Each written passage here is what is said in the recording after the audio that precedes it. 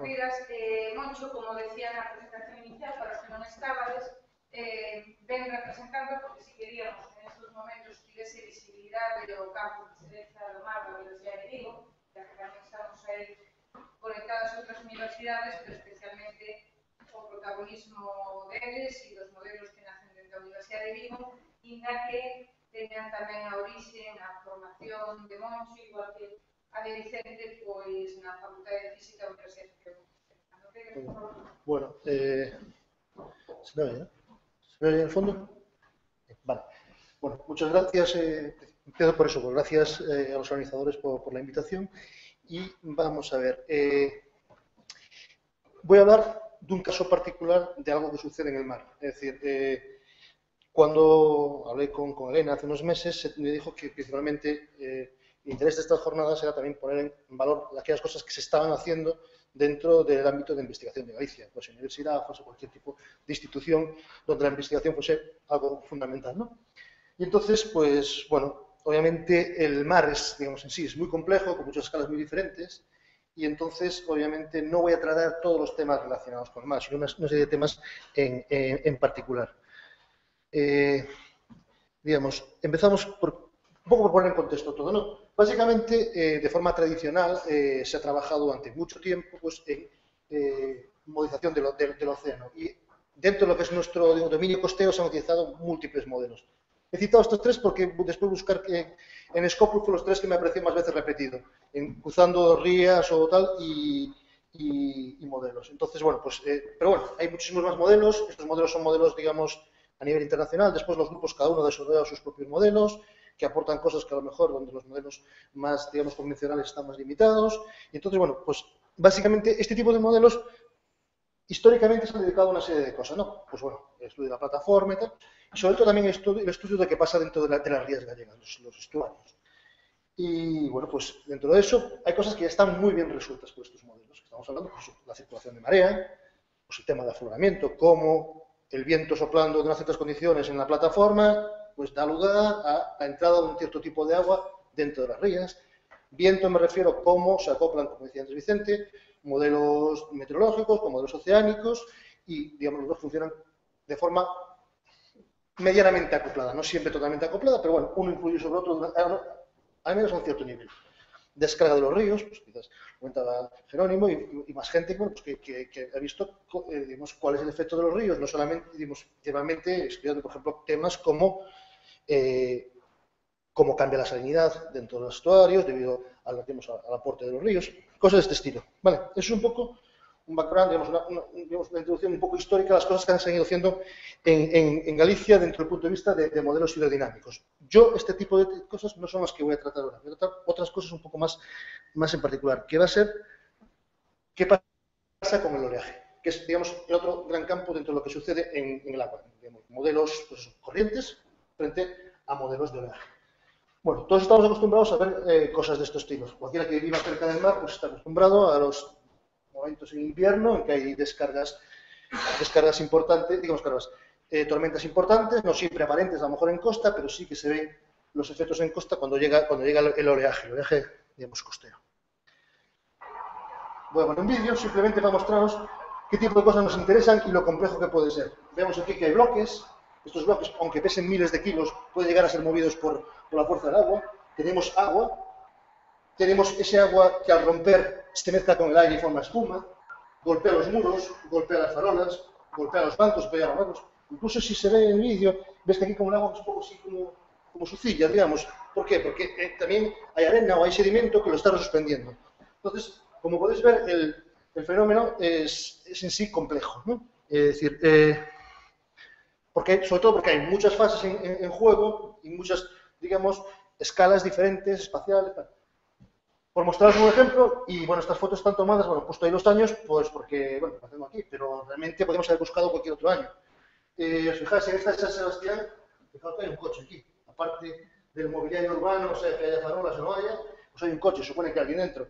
Esta es de Coruña y casi podemos sacar una foto similar cada año, algo parecido sucede todos los años, y eso nos hemos acostumbrado a verlo y a veces no nos damos cuenta de lo que significa, ¿no? Y significa muchas cosas. Una de ellas son pérdidas importantes. tenemos pérdidas económicas importantes. O sea, se va a remodelar la balaustrada y todo el proyecto vale 83.000 euros, ¿vale? Bueno, al fin y al cabo es dinero, digamos. No es que ahora mismo haya mucho, pero, bueno, podría haberlo. Pero hay otro tipo de pérdidas que no se compensan, ¿vale? Y esto lo estamos viendo, he cogido unos cuantos periódicos así, haciendo búsquedas en internet rápidamente, y me sale casi, pues, todos los años un par de eventos de este estilo, pues que si alguien muere por un golpe de mar, un temporal, que también hubo frío, pero bueno, en este caso eran muertos por golpes de mar. Os acordaréis del famoso accidente en Punta Langosteira hace unos años. Tema de percebeiros. Entonces, en los últimos años, el número de personas que viven cerca del mar ha aumentado, digamos, exponencialmente. Y el número de personas que dependen del mar, digamos, para vivir o para, pues, recreo. Es decir, hace tiempo casi nadie estaba en el mar, pero ahora hay muchos barcos pues eso, de recreo, hay muchas actividades programadas en el mar, mucha gente vive cerca del agua y estamos muy expuestas a fuerzas importantes, ¿no?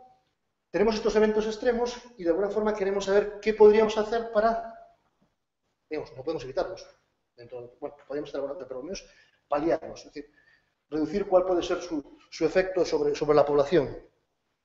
Y entonces, ¿cómo podemos hacerlo? Pues bueno, porque lo hemos dicho todos esta mañana, ¿no? Modelar, para saber cómo y cuándo van a suceder, las cosas que podemos hacer. Otra cosa que podemos hacer también es, y esto sobre todo toca a los ingenieros, es construir de forma más eficiente, ¿vale? Yo siempre pongo el ejemplo de cuando fue digamos, es un caso extremo, cuando fue el tsunami de Indonesia, casi hace 10 años, después un grupo de ingenieros civiles americanos fueron a ver qué había pasado en ciertas zonas y a ver un proyecto que se llamaba Lecciones que hemos aprendido de esto. Y hay una foto que me mandó un colega que estaba dentro del grupo ese, que era, digamos, había una especie de playa con una rampa de subida. Y enfrente, del otro lado de la carretera, había una casa. La foto de la casa, después de eso, era el bajo, básicamente normal, y el primer piso, destrozado. O sea, esa rampa que se había construido por motivos de que a lo mejor quedó bonito, estético, lo que fuese, que se puso mirando hacia tierra, si se hubiese puesto, digamos, cruzado hacia tierra, la rampa que sube así, se hubiese podido evitar ese efecto. O sea, ¿qué nos pueden aportar los modelos para hacer que, si bien las olas van a seguir existiendo, su efecto sea menor? Es decir, construir paseos marítimos en todos los sitios que hay, y tal como se construyen, tampoco puede parecer a veces que no es la mejor opción. Y de hacerlos, hay que hacerlos, digamos, conociendo una serie de normas, ¿no? Bueno, dentro de la parte que decía de modelar, para saber cómo y cuándo van a suceder, bueno, ya existen modelos que tratan de dar esa información, ¿no? Generalmente lo que se llaman modelos de generación y propagación del oleaje. Básicamente hay tres que se utilizan más o menos toda la comunidad internacional, que son WAN, SWAN y WaveWatch, ¿no? Y, obviamente, bueno, pues, ¿quién los utiliza? Pues generalmente un tipo de ente que tiene, digamos, el conocimiento y las herramientas para poder hacer eso. Como ejemplo, los puertos del Estado. Hace una predicción, pues, a nivel, digamos, de todo el mar, y está basado en dos de sus modelos, en WAN y WaveWatch, y trabajan con un umbral, digamos, de unas 72 horas. ¿Vale? Entonces, bueno, hace una predicción, digamos, externa. También hay digamos, el mismo puerto del Estado hace una predicción local del oleaje dentro de lo que se llama el proyecto SAPO, y bueno, pues ve lo que pasa en diferentes zonas portuarias. En este caso basado en el modelo SWAN, también con un umbral de unas 72 horas, y esa es una información que proporcionan y que es muy válida. A nivel más de la comunidad autónoma, pues lo que decía antes Vicente, ¿no? Ellos, obviamente, pues tienen modelos que dan, pues eso, estado del mar, acoplando, pues, sus campos de vientos con, digamos, módulos de oleaje. Si digo algo que no sea cierto, me corrige Vicente, pero básicamente, pues eso, hay una predicción regional basada en WaveWatch, algo de este estilo, también con umbral de 72 horas, si mal no recuerdo, y también hay predicciones a nivel más local, basadas en SWAN, pues donde ya se pueden tratar, pues eso, rías, proximidades de puertos, cosas más detalladas, ¿no? Y básicamente, pues generalmente se proporcionan campos como estos, alturas significativas, cosas de este estilo, ¿no? Bueno, estos modelos, digamos, desde mi punto de vista, primero de decir que para mí son impecables. Son una herramienta súper útil y que obviamente no tiene precio, ¿vale? Para ello tiene una serie de ventajas, ¿no? Primero, son modelos muy estables. Es decir, metámosle un campo de viento que realmente no es muy bueno o que tenga algún efecto. Es decir, son modelos que generalmente proporcionan una solución incluso en condiciones bastante adversas, lo cual es bueno, ¿vale? Otro tema es que están usados, son modelos generados a nivel internacional, están, digamos, usados por una amplia comunidad. Eso quiere decir que hay muchísima gente trabajando en ellos, gente descubriendo que hay errores, cambiando parametrizaciones, haciendo cosas nuevas. Eso es importante, ¿no? Otro de los temas es que son muy rápidos en tiempo de ejecución. Y eso es importante. Antes decía Vicente, hacíamos en el caso meteorológico, hagamos una predicción por ensamblos. Una predicción por ensamblos significa correr el mismo caso muchas veces, ¿vale? Eso y aquí, aunque no sea por ensamble, es decir, aquí lo que tenemos es que primero haber corrido un modelo de viento, sacar cuál va a ser el viento y después de ese viento correr el modelo de olas. Eso tiene que suceder muy rápido, porque si yo, para saber qué pasa dentro de 24 horas, tardo 32 en calcularlo, para eso lo espero y lo veo en directo, ¿vale? Entonces, es muy importante que este tipo de modelos deben funcionar de forma muy rápida y operativa, como realmente lo hacen, ¿no? Y dan información sobre un amplio espectro de olas. Básicamente, no tratan las olas como eventos particulares, sino básicamente proporcionan medidas como lo que veíamos ahí, periodo de pico, altura significativa de ola, ¿vale? Entonces, dan información, digamos, que la podemos analizar de forma relativamente sencilla, ¿no? Y sencilla pongo todas las comillas que queráis, pero sí. Para mí, tiene unas pequeñas desventajas que es ahí donde nosotros hemos pensado que podíamos no sustituir esto, ni muchísimo menos, sino, de alguna forma, utilizar esta información para aplicar en otras cosas y, digamos, ir un poquitín más allá, ¿no? Entonces, obviamente, lo que digo, no es una sustitución de una cosa por otra, es simplemente tenemos una información hasta aquí y veamos qué podemos tener como valor añadido. La primera son modelos importados. Esto siempre es un pro y un contra. Importado significa, como bueno, que hay mucha gente trabajando y mucha gente que lo tal. Lo malo es que a veces se utilizan como cajas negras. Y eso es un peligro. Unos modelos más reputados para temas oceánicos, por ejemplo, el Mike, que es un modelo que se vende, que tiene un precio y tal. Y un día hablando con una persona en el CERS me decía, no sé, bueno, un poco por la estimación de la gente que he visto y tal, yo creo que un 50% de las veces que se aplica este modelo se aplica fuera de rango. Lo que tú decías antes, Reina. Claro, hay que aplicar estas cosas en rango, ¿vale?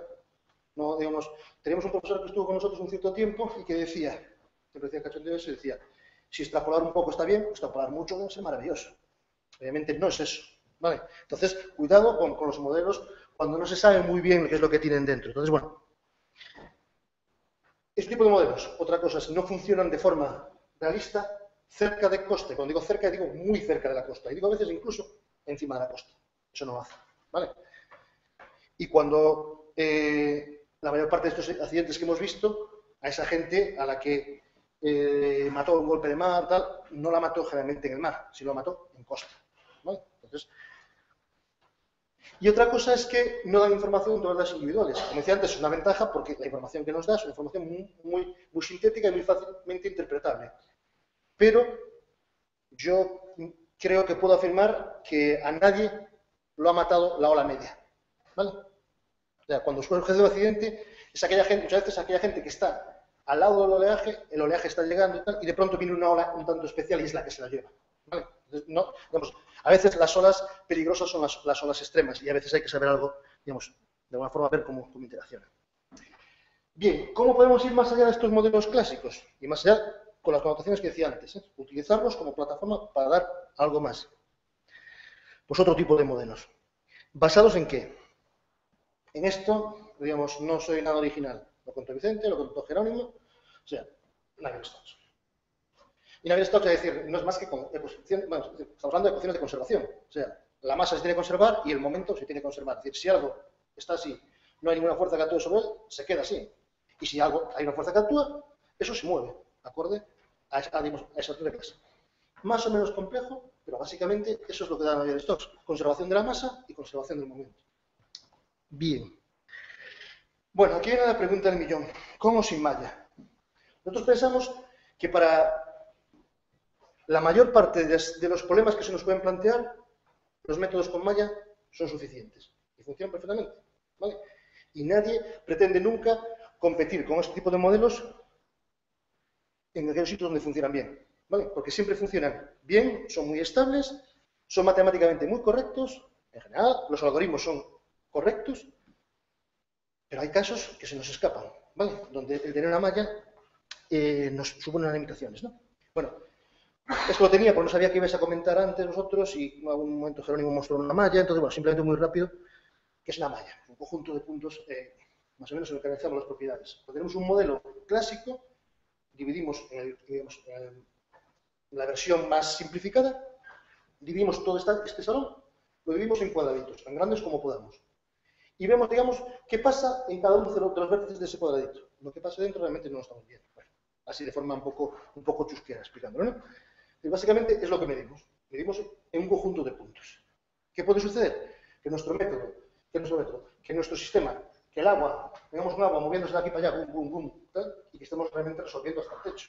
Realmente esa zona nunca la estamos perdiendo. Entonces, hay otro tipo de modelos que a veces trata de adaptarse un poco más a, en el fondo, seguir el agua por donde va, ¿no? Es un poco la idea de los modelos lagrangianos. Bueno, esto es lo que decía antes, ¿no? Una malla, para este caso, una malla para este caso, que no tiene por ser cuadrada, puede ser tan regular o irregular como queramos. Bien. Modelos con mallas, lo que os decía antes. Pues básicamente todos los modelos que hemos comentado.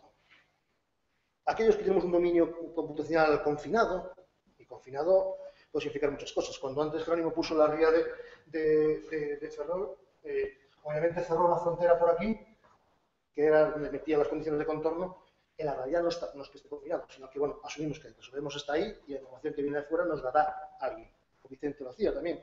Iba anidando, cogía unas condiciones externas, que como muy bien decía él, cuanto más lejos mejor, así influyen menos en lo que tenemos, y poco a poco las vamos llevando la solución a la zona que a nosotros nos interesa. Y, digamos, funcionan en donde los contornos no se mueven, ¿vale? Y en la mayor parte de los casos, los contornos no se mueven. No es lo mismo que en algunos casos, como comentaba ahí, donde tenemos esos bloques allí cerca de la costa, puede venir una ola y esos bloques pueden llegar a moverse, ¿vale? Veremos algún ejemplo de cosas que se mueven después, ¿no?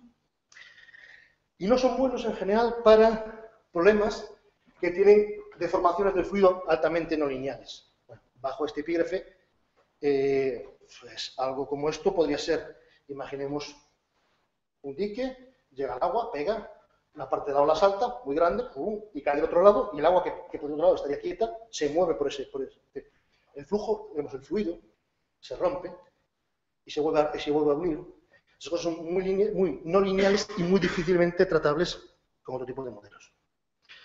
Y otro de los problemas, por eso también comentaba antes el tema del mallador, es que para generar una malla es un proceso que a veces es un proceso complicado. Para usos industriales, que es un uso industrial, que me pasaron unos colegas de Manchester, se pasan meses solamente para conseguir una malla que se parezca a lo que ellos realmente quieren, ¿no? Y aparte, se pasan meses ellos. Si estuviese a hacerlo yo, me pasaría años, porque no solamente necesitas ponerla a funcionar, sino tener la experiencia de ver que aquello que te da es correcto. O sea, no es trivial. Bien. La nueva filosofía que os quería contar es de aquellos modelos que no tienen malla. En este caso, los objetos están construidos también con partículas, aunque no las vemos, porque esas partículas están fijas entre ellas, su distancia entre ellas es fija. El fluido, que aquí tenemos bajo una ola, está constituido por partículas. Son como si fueran los nodos en otro tipo de modelos de malla, pero estos nodos se están moviendo. Y para verlo eso, hemos marcado esa trayectoria que va haciendo. Eso significa que un nodo, o sea, una partícula, una bolita que decía antes Jerónimo, o particulita o algo así, puede estar aquí al principio del cálculo, y si las condiciones son tales, pues a lo mejor estar aquí, al final. Pues más, podemos tener todo el fluido metido detrás de una compuerta al principio, resolvemos esa parte del espacio y al final está todo del otro lado, se ha ido río abajo, ¿vale? Las partículas ya no están fijadas a una posición en el espacio. Bien. Bien, por poner un ejemplo, digamos un pequeño resumen. Esto, digamos, bueno, la idea es de uno de los pioneros de este tipo de métodos que desgraciadamente falleció hace un par de años, pero siempre cuando ponía las conferencias siempre utilizaba este símil, ¿no? Decía, los modelos basados en malla son como esto, son como la jirafa, ¿no? La malla, bien, mallado, son robustos, pero son pequeños. O sea, se le puede pedir lo que se le puede pedir. Bien. Sin embargo, los modelos basados sin malla son como el guepardo. Son flexibles y adaptables. Aquí están las partículas, ¿no? Y es así como lo vi él, obviamente arrimando las cosas a su sardina, como no podía ser de otra forma, ¿no? Y esta persona, por ejemplo, no trabajaba en el tema de fluidos, trabajaba en el caso de explosiones, fragmentación de sólidos. Reventaba y utilizaba métodos de partículas para eso. Obviamente, por un problema de fragmentación de sólidos, veis que es un problema bien adecuado a ese tipo de dinámica de partículas. No es lo mismo que a lo mejor tenemos un sólido, que a lo mejor le hacemos una cierta torsión. En ese caso, un modelo más estándar funciona perfectamente. Y yo nunca, y eso es algo que siempre digo, es nunca utilizaría un modelo de partículas en aquellos sitios donde un modelo con malla diese una buena solución. ¿Vale? Un compañero mío, dentro de una especie de plataforma que tenemos a nivel europeo, estas cosas, dice que nunca podemos luchar en el campo de batalla de datos. Sí. Tenemos que saber exactamente dónde aplicamos esto. Bien. Bueno, esto me hizo hablar la voz. Bueno, lo que os contaba. Os juro que es un modelo. No es un vídeo. Es el modelo. Echamos un chorro de agua en la copa, cae. Fijaos que una parte del flujo se rompe, parte sale disparado fuera de la copa y se mueve. Este tipo de cosas es muy difícil de tratar de una forma tan estática como depender de una malla. ¿Vale? Al principio no hay nada, poco a poco va llegando más flujo, más líquido, más interacción, hace estas cosas y sale. Jerónimo dirá que es bonito, pero bueno, que la física es otro tema. Ya lo sabemos hablado alguna vez. Por eso, después comentaremos algunos casos en los que realmente lo que nos interesa es, en realidad, lo que podamos. ¿Vale?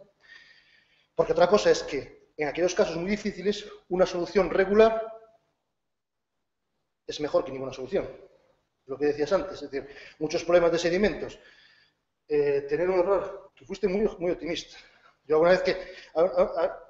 yo la primera vez que oí decir eso, claro, yo antes hacía cosas de hidrodinámica nada más. La primera vez que oía decir, creo que fue a Sánchez Arcilla en un congreso, que si nos acertamos al orden de magnitud y nos equivocamos en menos de un 100%, o sea, si diga a dar 1 y nos da entre 4 y 0,5, podemos ser los hombres más felices del mundo en ese tipo de temas.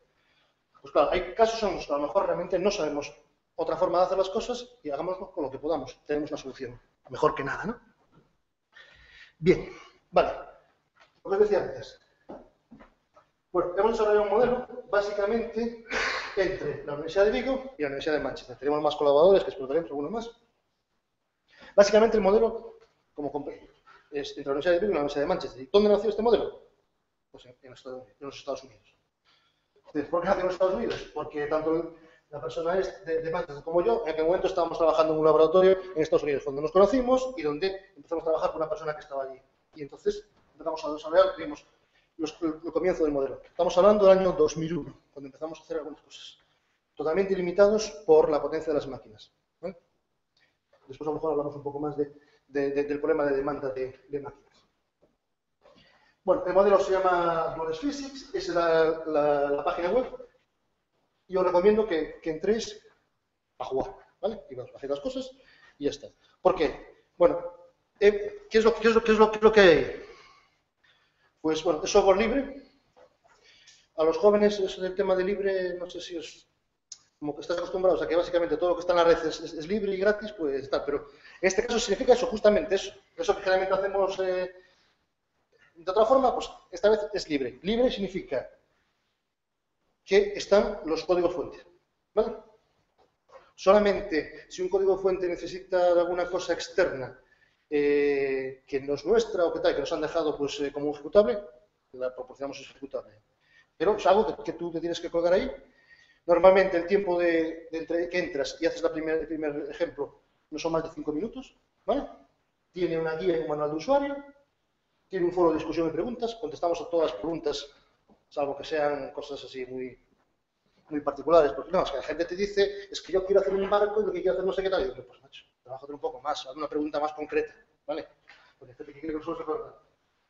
Y desde el año 2008, que lanzamos la primera versión, ha habido 25.000 ya descargas, ¿vale? No significa que haya 25.000 personas en el mundo utilizando, ya quisiéramos, sino que casi cada año actualizamos. Y entonces mucha gente, porque seguimos un track de personas que básicamente todos los años, cada que actualizamos, lo bajan. Después hay gente que se lo baja 4 o 5 veces, debe ser para enseñarse a los amigos o una cosa así, ¿no? Porque realmente, entonces, no sé, baja varias veces el mismo código, pero bueno, oye, pues, ¿qué más da? Nosotros nos cuenta y realmente no purgamos mucho la base para saber cuántos de ellos realmente lo utilizan no seguimos un track del programa, hacemos que cada vez que el programa se ejecute nos mande un mensaje por red, que además creo que sería ideal, ¿no? Pero bueno, lo que os decía, hay vídeos, todos los vídeos que voy a mostrar aquí están allí y algunas cosillas más. Y como os decía, el proyecto, aunque básicamente los que mandamos seguimos siendo por ahora Vigo y Manchester, sí por ahora porque la gente poco a poco va cogiendo responsabilidades y digamos, ya figuran en la lista de desarrolladores. Bueno, tenemos diferentes niveles que damos a la gente, ¿no? Y entonces, pues yo qué sé, en Lisboa, por ejemplo, nos están haciendo todo el módulo de movimiento de objetos. Aquí hay una versión simplificada de un shallow water, es decir, shallow water es un modelo de aguas poco profundas. En Cataluña básicamente lo aplican a problemas de espigones y cosas de este estilo. Y aquí también están básicamente, aquí estamos trabajando para hibridar el modelo, porque claro, el modelo va lento, después hablaremos de lo lento que va. ¿Vale? Obviamente no vale para cosas predictivas, ¿vale? Es decir, no me puede decir Vicente, es que se está acercando por el Atlántico una tormenta del copo, la tormenta perfecta. Calcúlame ahora qué pasa aquí, no. Es decir, tenemos que tener una serie de casos ya congelados previamente, casos extremos, y esos casos, digamos, podemos decir, bueno, pues en este caso es un caso de emergencia, ¿vale? Más cosillas. Bueno, pues lo que les decía. No sé dónde está esta foto, pero bueno, lo veis. Cada vez que hay una inundación, no sé qué pasa, perdón, pues esto. La balón toda al suelo. Arrastra para del jardín. Jardín ya irrecuperable. La farola también al suelo y cuando se cae se rompe. El banco, pues patas arriba. Ese tipo de cosas. Y eso tiene un coste, ¿no? Aparte del coste, no. Entonces, bueno, pues pretendemos a un cierto nivel de complejidad. Cuanto más máquina tengas, más complejidad, pues simular, por ejemplo, este efecto. Es un efecto un efecto muy simplificado. De una ola muy grande que llega a una ciudad, salta por encima del paseo marítimo, no es un tsunami, es una ola. Una ola básicamente generada con un palo, ¿no? Y entra, digamos, por la zona. El caso ya más simple que hicimos hace ya muchos años, ¿no? Pero en este caso se le puede añadir casi lo que se quiera. Es decir, podemos decir, es que aquí hay un banco, hay una farola, hay un murito, y podemos conocer las propiedades de esa farola, de ese murito, podemos darle las propiedades, incluso estamos trabajando en las propiedades mecánicas de un sólido, es decir, por encima de una cierta presión, rompe, ¿vale? Y entonces podríamos calcular, pues en principio, qué fuerzas ejercen sobre ese material, ¿no? Y cada material, bueno, lo típico, la imagen, la malla solamente existe en la parte de tierra, obviamente, porque la tierra además no se mueve. Los bancos solamente existiría en el caso de que, digamos, el banco se mueve como un todo, ¿vale? Inicialmente, incluso las partículas inicialmente están colocadas sobre una cierta malla, más o menos regular. Pero eso es solamente el instante inicial. A partir de ahí, pues todo, perdón, la siguiente, a partir de ahí todo pues, más o menos se va moviendo. Aquí abajo simplemente es un ejemplo que hemos mostrado, como decía antes, es un pistón, simplemente mueve el agua, simplemente vamos a ver un caso. Y eso nos permite ver diferentes tipos de interacción, qué fuerzas ejercen, dependiendo del tipo de ola que generes, el tren de olas, lo que se quiera, ¿no? Obviamente queremos ir a casos lo más realista posible. Además, recogimos un día y decimos, ¿por qué no copiamos básicamente la costa de Barqueiro? Es esta de aquí. ¿Y por qué no le metemos una ola? Pues que sea suficientemente grande que salte por encima de la protección, ¿no? Entonces, bueno, aquí hay una antena, pero a mí me pareció más bonito poner un faro. Quedaba más poético y sobre todo pues, te gustó más, la neta. Ya digo, es un caso que es realista en sus dimensiones, pero que no es totalmente realista, no hemos ido copiando casa a casa, ¿no? Lo interesante es lo que decía antes, el fluido puedes rebasar cualquier objeto, subirse encima de la línea de costa e interaccionar con lo que hay allí, ¿vale? Y parte del agua que se quedó arriba, pues tampoco se vuelve a caer hacia el mar, ¿vale? Cosas de este estilo. Si os fijáis, veis un poco el detalle aquí, veis que hay barquitos y veis que también hay coches. ¿No? No los hemos puesto aquí porque tardaba infinito, ¿vale? Pero podíamos haberlos puesto. Y un ejemplo de eso que tenemos. Vamos en un barquito, aquí viene el agua y lo hace moverse. O sea, es un objeto que está dentro que también se simula, ¿vale? Y que puede tener las propiedades, las que queramos. O podemos tener la mala suerte que nuestro coche nos lo coge el agua y nos lo echa al mar, ¿vale? Y en este caso, por ejemplo, hemos hecho varias cosas. Primero, le abrimos las ventanillas al coche para que llenase el agua antes y se hundiese más rápido. Y segunda, dijimos que el motor en este coche está donde tiene que estar, en la parte de delante. De forma que el coche, si lo coges, hace así, que por eso se hunde de esa forma. No se hunde de una forma casual. De cualquier objeto, dentro del tiempo que tengamos y dentro de lo que podamos hacer, le podemos dar propiedades físicas. Una densidad, si podemos, aquí todo el coche le metimos la misma densidad menos la parte delante del motor. De los neumáticos, en este caso no eran neumáticos, eran con la misma densidad que el resto. pero podemos hacerlo básicamente cada una de las partes de... Obviamente, cuestión de tiempo. Otra de las cosas, y yo creo que el profesor Liñán comentó al principio, de que cada vez más pues, tenemos una dependencia pues, cada vez más en energía, hemos agotado las fuentes y que cada vez más hay más estructuras offshore. También Vicente comentó algo de los molinos offshore y todas esas cosas. Cada vez más tenemos más estructuras que están expuestas a cosas de este estilo. Están fijadas en mitad del mar, más o menos lejos, y cuando viene algún temporal, pues lo siente. Bueno, en el resto de los casos no se he puesto las dimensiones. En todos los demás casos que hemos visto, las dimensiones eran realistas. Cuando dije que era el barquero, salvo alguna licencia poética, era el barquero, ¿no? En este caso, simplemente os quiero comentar un par de cosillas. Fijaos, esta estructura tiene 12 y hasta aquí 25, digamos 40. Los matemáticos me aceptáis eso como 40, básicamente, ¿no? Bien, 40. Pensad, 40 metros. Pensad que un edificio normal, básicamente la distancia entre piso y piso son 3 metros. Estamos hablando de una estructura de 13 pisos. ¿No? 13 pisos. Aceptamos, ¿vale? Aceptamos puro como animal de compañía. Bien, queremos resolver esta estructura porque le va a golpear el agua y queremos ver las fuerzas que se ejercen en cada parte de la estructura, porque lo que nos interesa saber es si esta estructura puede llegar, en este caso está anclada al suelo. Podemos tener estructuras que no estuviesen ancladas y hasta moverse. Podemos pensar que, digamos, qué daños puede sufrir esa estructura en el caso de un temporal de este estilo. Entonces la queremos resolver a 9 centímetros. Es decir, cogemos un cubito, nuestra partícula representa un cubito básicamente así, 9 centímetros. Y con estos cubitos queremos resolver algo que mide 40 metros. Como podéis ver, pues, digamos, la cantidad de información que necesitamos y que vamos a manejar es altísima, ¿no? De hecho, siempre lo muestro porque es un caso del que estamos orgullosos porque fue, digamos, un caso récord en número de partículas utilizadas, ¿no? ¿Ves?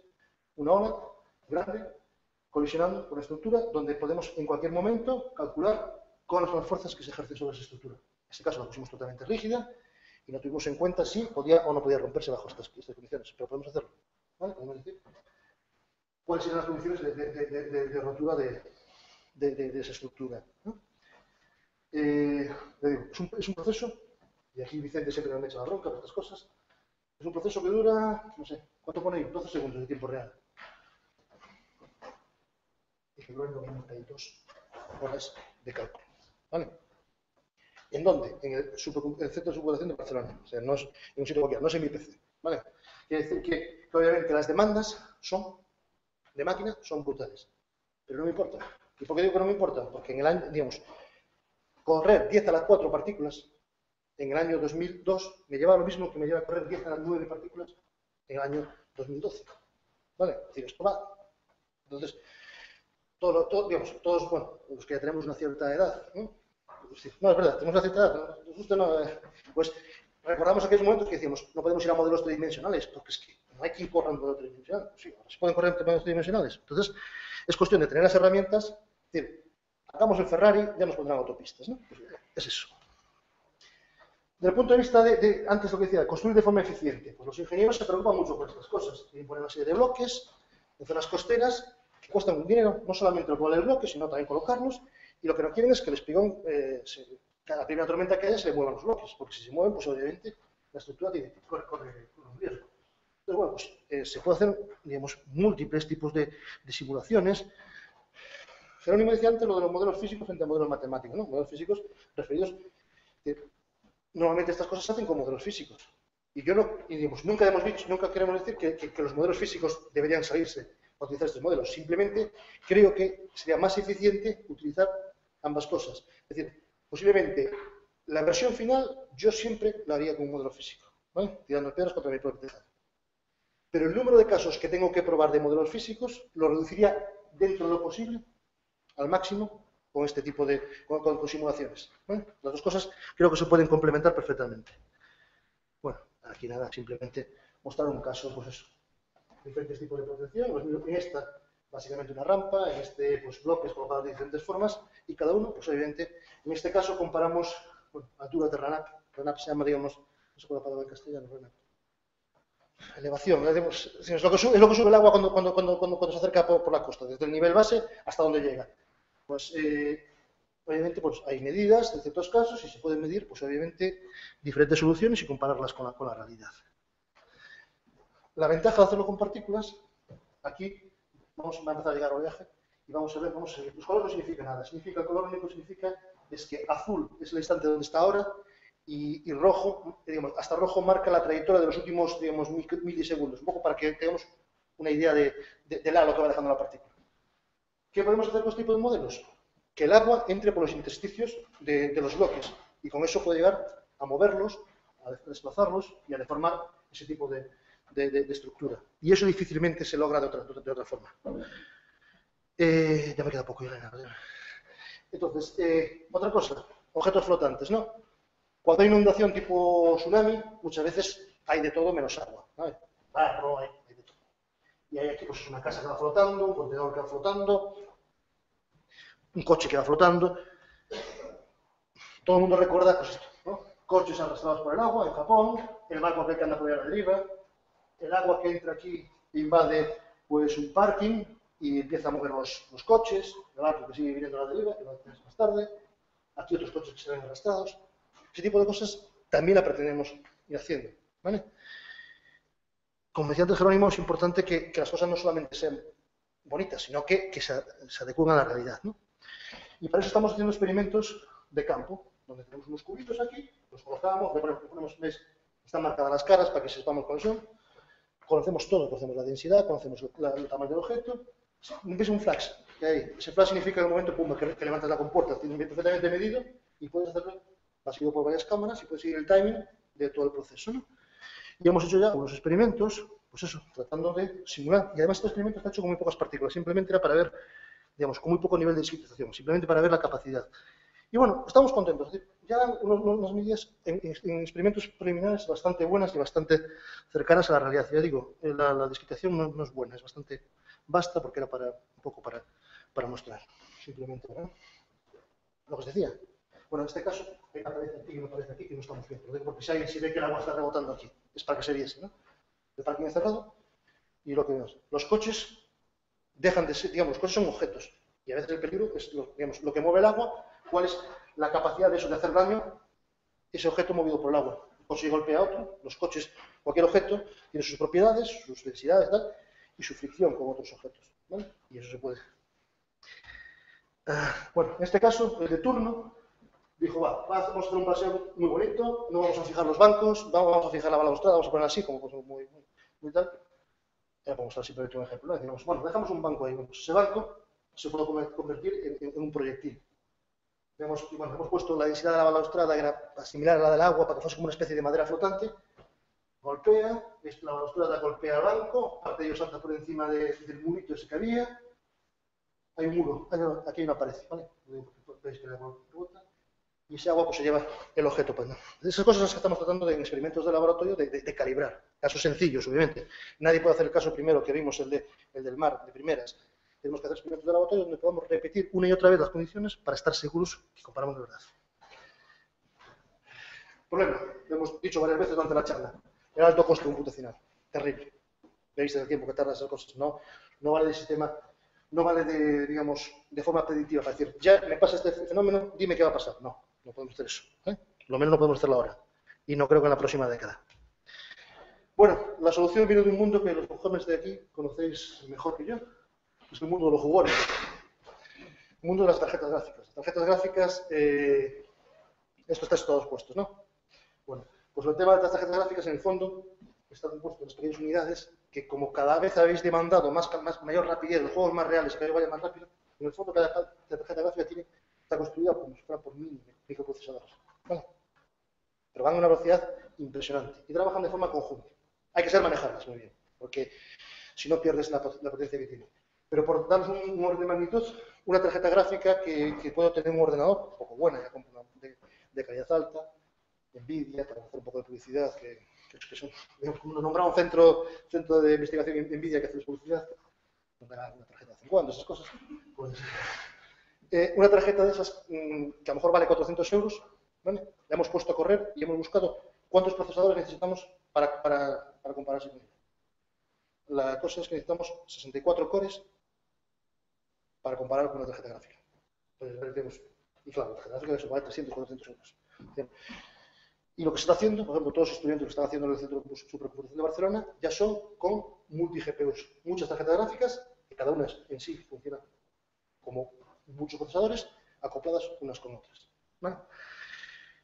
Y pues nada más, básicamente eso. Gracias por la atención. Y ya está.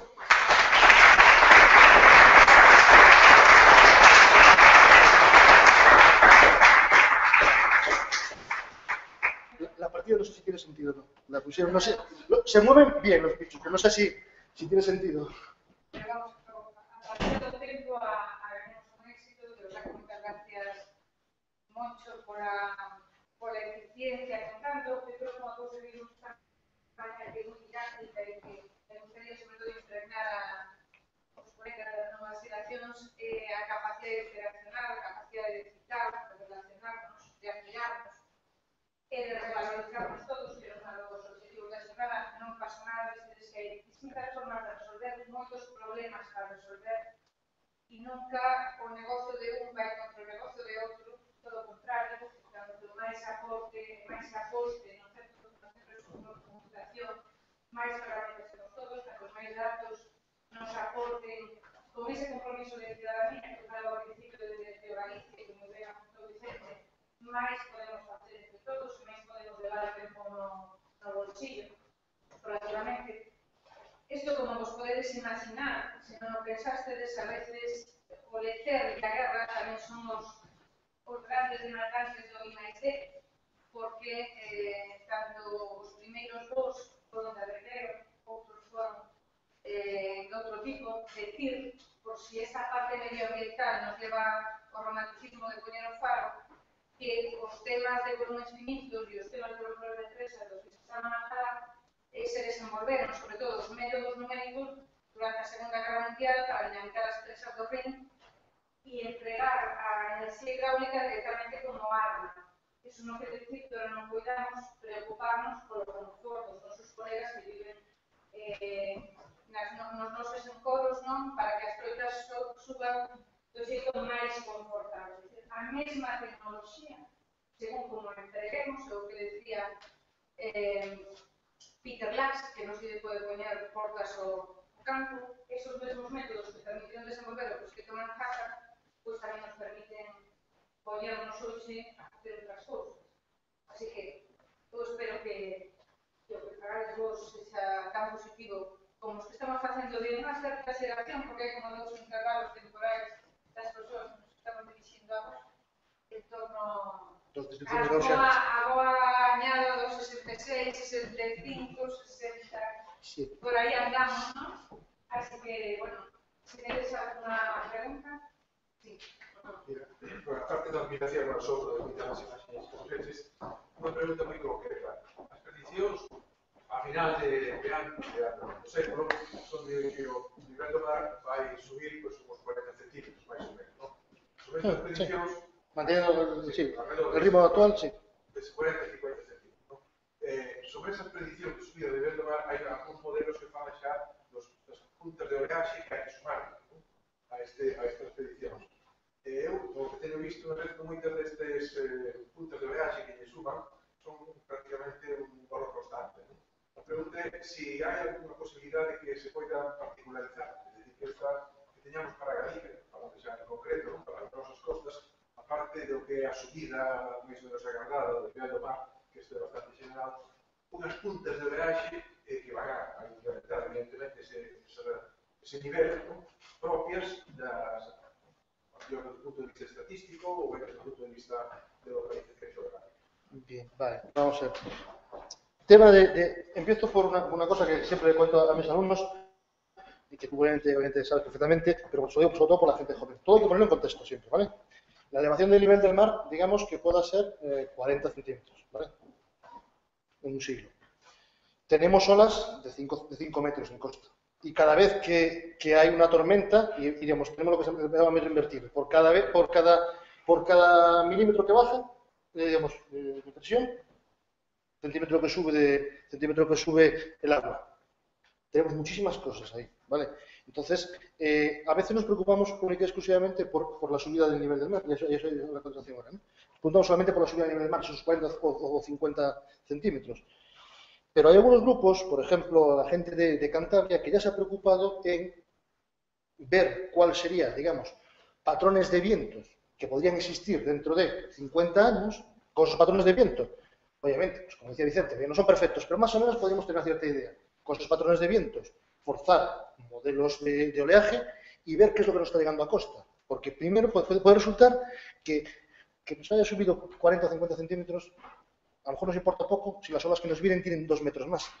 ¿Vale? Entonces, eso es más difícil de probar, pero es algo que también hay que tener muy en cuenta, ¿no? Que los patrones de oleaje pueden estar cambiando totalmente en el tiempo y ser muy importantes.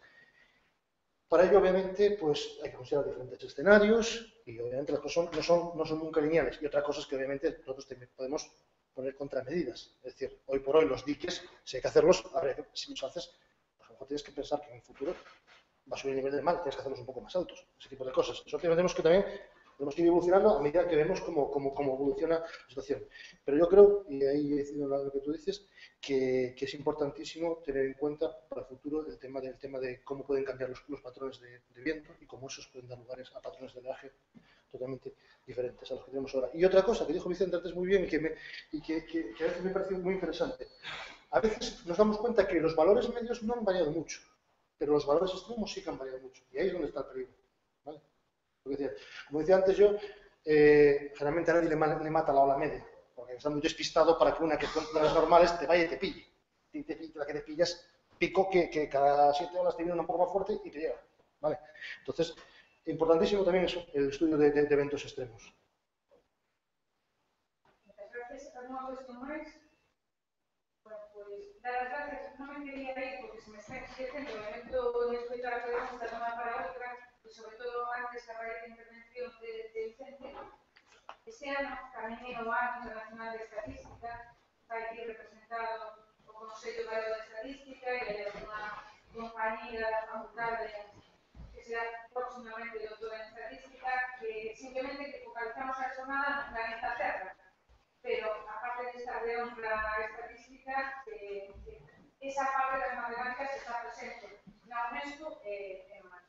Bueno, pues ahora vamos a descansar, vamos a comer y nos vemos puntualmente a las 4:30. Muchas gracias por